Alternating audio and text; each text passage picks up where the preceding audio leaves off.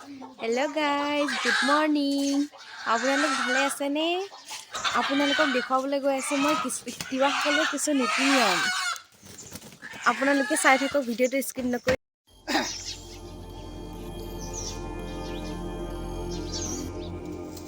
তাতে নিদিলে কাটি পৰিছে।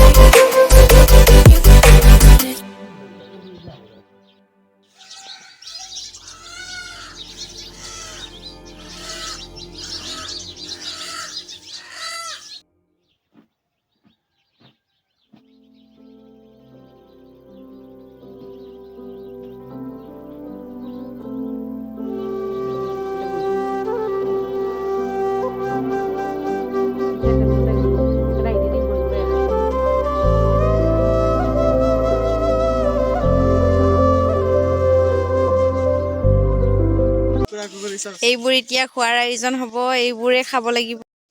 এতিয়া ভাইটিহঁতে পুৰিবলৈ ৰেডি হৈ আছে ইয়া, আৰু ইয়া আইতা কাঁহী বাচন ধুই আছে ঠাণ্ডাত।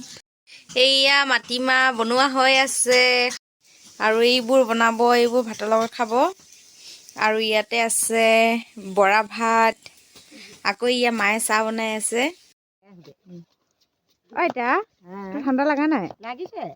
কিমান ঠাণ্ডা লাগিছে? বহুত ঠাণ্ডা লাগিছে।